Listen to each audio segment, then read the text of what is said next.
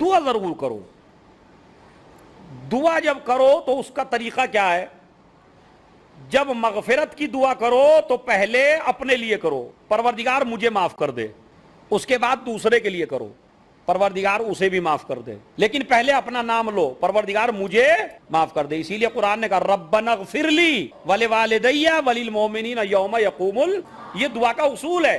پہلے گناہوں کی معافی اپنے لیے مانگو، دوسرے کے لیے نہیں. یعنی پہلے اپنے کو گناہگار سمجھو، بعد میں دوسرے کو گناہگار سمجھنا.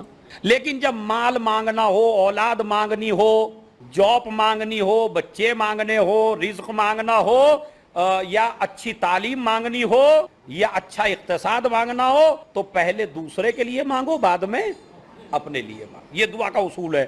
اور دعا قبول ہونے کا بہترین نسخہ چھٹے امام نے فرمایا، صادق آل محمد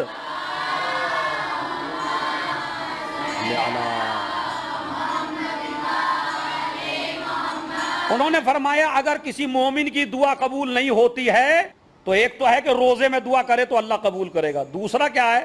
3 دفعہ درود پہلے پڑھے، 3 دفعہ درود بعد میں پڑھے، بیچ میں بریکٹ میں اپنی حاجت رکھ دے، یعنی بیچ میں اپنی حاجت بیان کرے. امام فرماتے ہیں اگر کوئی دعا درود کے بیچ میں پڑھی گئی ہے، یعنی پہلے 3 دفعہ درود پھر آخر میں 3 دفعہ درود، بیچ میں مومن نے کہا مجھے یہ ضرورت ہے، تو امام فرماتے ہیں یہ دعا اللہ کبھی رد نہیں کرتا. ایک تو روزے دار کی دعا رد نہیں ہوتی، ایک جو اس طریقے سے دعا کرتا ہے اس کی بھی دعا رد نہیں ہوتی. کیا طریقہ ہے؟ پہلے درود بعد میں درود 3 دفعہ، پھر اپنی حاجت.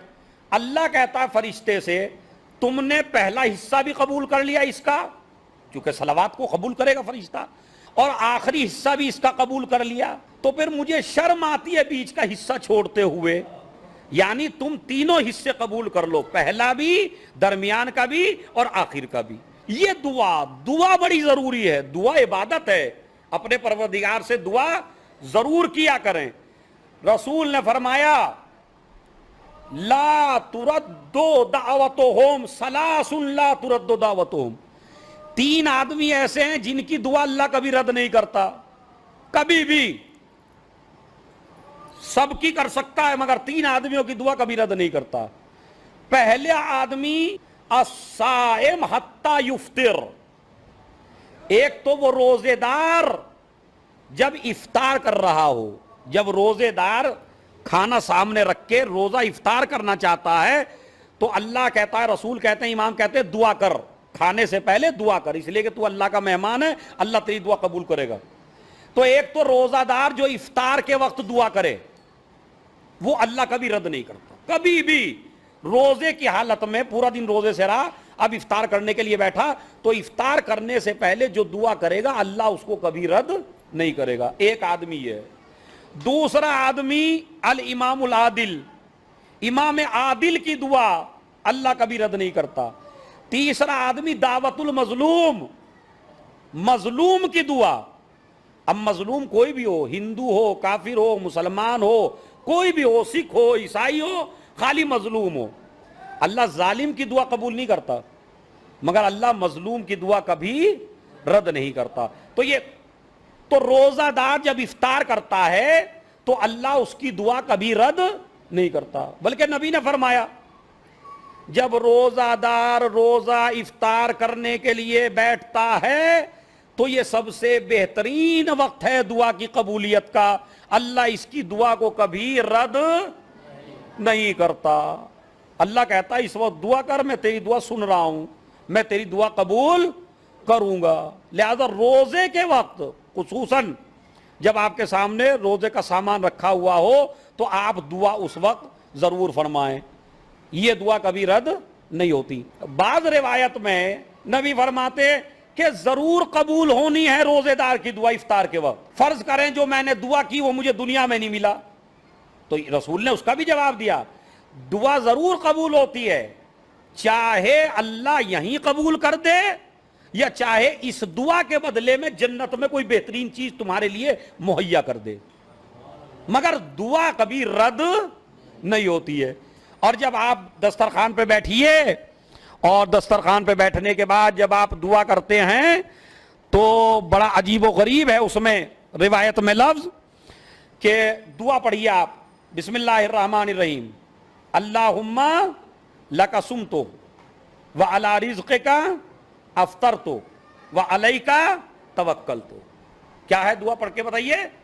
اللہم لک صمت وعلی رزقک افطرت وعلیک توکلت. نبی فرماتے ہیں، معصوم فرماتے ہیں، ائمہ نے فرمایا، احادیث میں ہے کہ اگر مومن یہ دعا پڑھے تو اللہ جتنے سارے روزدار ہیں دنیا میں، جتنا سب کو ثواب دیتا ہے، اتنا ہی ثواب اس دعا کو پڑھنے والے کو ملتا ہے. خالی یہ چھوٹی سی دعا.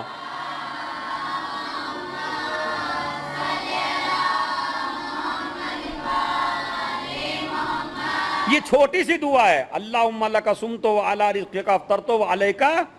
پروردگار میں نے تیرے لیے روزہ رکھا ہے، کسی اور کے لیے نہیں رکھا. میں تیرا ہی رزق کھا رہا ہوں معبود، مجھے تیرے اوپر ہی بھروسہ ہے، مجھے کسی اور کے اوپر بھروسہ ہے. تو اس دعا کو پڑھنے کا کتنا ثواب ہے؟ جتنا سارے روزے داروں کو ثواب ملے گا اتنا ہی اس آدمی کو بھی ثواب ملے گا یہ دعا پڑھنے کے بعد. اس کے بعد امام علی نے فرمایا، اللہم صلی علی محمد وآل محمد.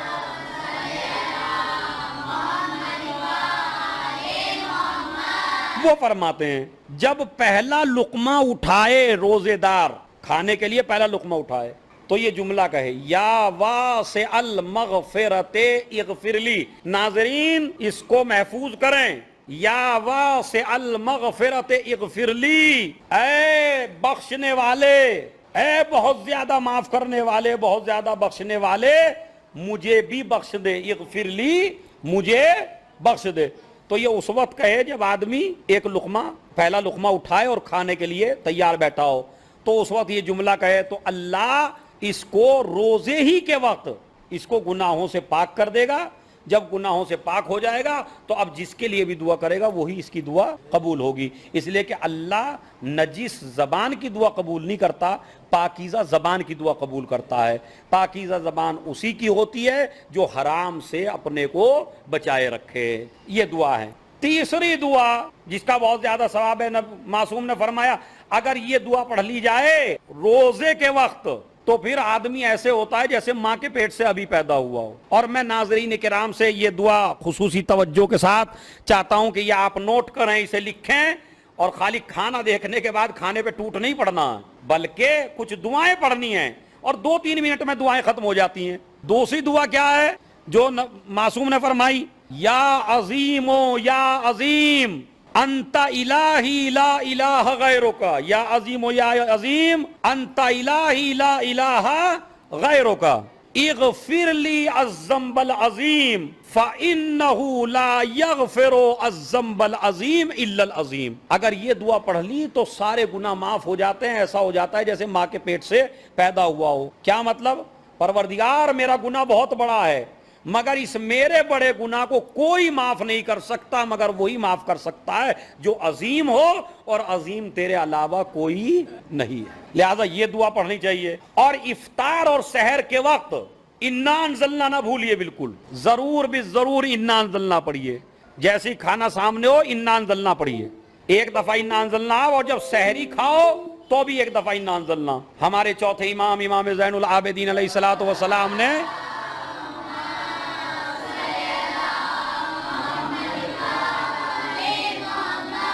ارشاد فرمایا کہ جو انسان افطار اور سحر کے وقت انا انزلنا ایک مرتبہ پڑھ لے تو اللہ اس انا انزلنا کا ثواب یہ دیتا ہے کل متشہد بدمہ فی سبیل اللہ، کہ جیسے کہ راہ خدا میں شہید ہو کے اپنے خون میں لت پت ہو گیا ہو. یعنی راہ خدا میں قتل کر دیا جائے اور اپنے خون میں لت پت ہو جائے تو جتنا ثواب اس انسان کو ملے گا جو اللہ کی راہ میں قتل کر دیا گیا، اتنا ہی ثواب ایک مرتبہ انا انزلنا پڑھنے والے کو ملے گا. تو ہمیں انا انزلنا پڑھنی ہے، دعا پڑھنی ہے، روزے کے وقت دعا کرنی ہے. چونکہ اللہ کا مہمان ہوں میں، اس لیے میری دعا اللہ ضرور قبول کرے گا. اور اس کے بعد انا انزلنا پڑھ لیا. انا انزلنا کا زیادہ ثواب اس لیے بھی ہے، یہ بھی آپ کو بتاتا ہوں میں. انا انزلنا کا سب سے زیادہ ثواب کیوں ہے؟ اس لیے کہ انا انزلنا کے 2 حصے ہیں، ایک حصہ شروع کا اور ایک حصہ آخر کا. اس کا پہلا حصہ مخصوص ہے جناب زہرا سلام اللہ علیہ سے، اللہم صلی علی محمد و آل محمد،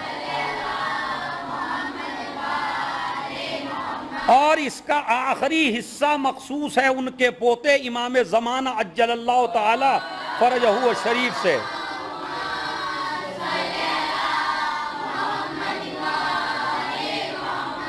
لہذا کتنے حصے ہیں انا انزلنا کے؟ دو۔ انا انزلناہ فی لیلۃ القدر، لیلۃ القدر سے مراد کیا ہے؟ جناب زہرا سلام اللہ علیہ، اس لیے کہ جتنے بھی دن ہیں وہ ائمہ سے مخصوص ہیں، اور رات جناب زہرا سلام اللہ علیہ، شب قدر جناب زہرا سلام اللہ علیہ سے مخصوص ہے۔ تو انا انزلناہ فی لیلۃ القدر، تو آدھا حصہ مخصوص ہے جناب زہرا سے اور آدھا حصہ مخصوص ہے امام زمانہ سے۔ لہذا یہ سورہ اس وجہ سے بڑی اہمیت کا حامل ہے، اور خود رمضان المبارک میں پڑھنے کا اس کا ثواب اس لیے کہ اس میں تذکرہ ہے کہ ہم نے اسی شب قرآن کو، ناظرین کرام سحر کی طرف بہت زیادہ توجہ، جو دعائیں سحر میں پڑھی جاتی ہیں، جو دعائیں روزے کے وقت پڑھی جاتی ہیں، آپ کا سونا عبادت ہے، آپ کا جاگنا عبادت ہے، آپ کا اٹھنا عبادت ہے، آپ کا بیٹھنا عبادت ہے، آپ کے سانس لینے میں تسبیح کا ثواب ہے۔ اور پھر مولا علی نے اس خطبے کے اینڈ میں فرمایا، میں نے پوچھا یا رسول اللہ یہ بتائیے کہ اس رمضان المبارک میں سب سے بہترین چیز کیا ہے؟ نبی نے فرمایا الورع عن محارم اللہ، ان چیزوں سے بچنا جو اللہ نے حرام کی ہیں۔